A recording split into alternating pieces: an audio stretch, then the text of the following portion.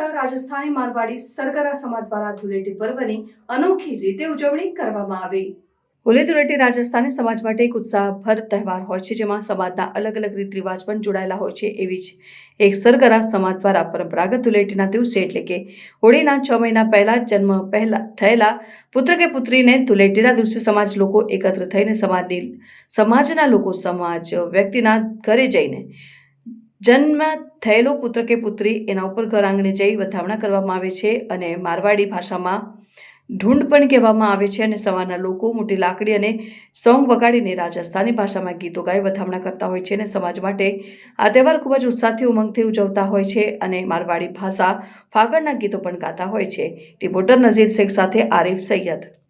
અમે રાજસ્થાની સરગરા સમાજના છીએ ને અહીં ઘણા વર્ષોથી રહીએ છીએ ને જે આ હોળી અમારો મુખ્ય તહેવાર છે ને હોળી પહેલાં જે બાળક જન્મે એની અમે બહુ આતુરતાપૂર્વક રાહ જોઈએ છીએ અને આજે એ નાના બાળકને મેં ઢૂંઢવાનો કાર્યક્રમ રાખેલો છે।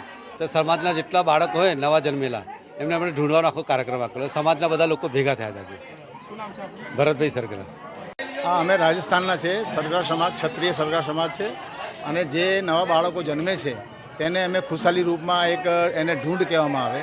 એ બધા સમાજના ભેગા માણસો થઈ એને ગેરિયા બધા ભેગા થઈ અને ખુશાલી મનાવે અને છોકરાને દાંડિયા પાડીને એને વધામણા કરવામાં આવે છે। ભલે ગઈ હોળી પછીના જે કંઈ બાળકો થયા હોય એ બધાને અમે ઢૂંઢતા હોય છે અને ખુશાલી મનાવે છે।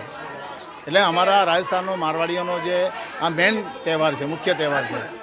બાકી બધા તહેવારો નોર્મલ છે, પણ આ તહેવાર મુખ્ય રૂપમાં છે રાજસ્થાન માટે। એટલે અમે 150 વર્ષથી અહીંયા વસીએ છીએ એટલે આ તહેવાર મનાવતા આવ્યા છે અને મનાવીએ છીએ।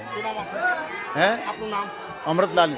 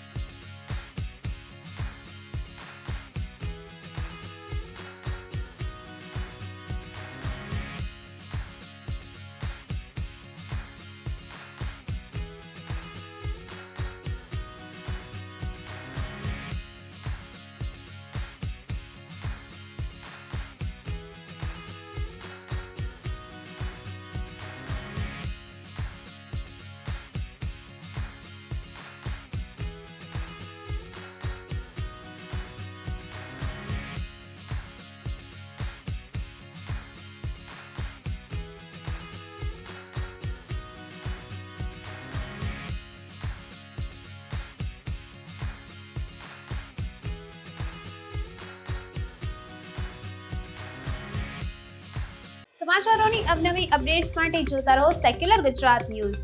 સાથે સેક્યુલર ગુજરાત ન્યૂઝ ચેનલને લાઇક, શેર અને સબસ્ક્રાઇબ કરો અને બેલ આઇકોન દબાવીને સમાચારોની ઝડપી માહિતી મેળવો।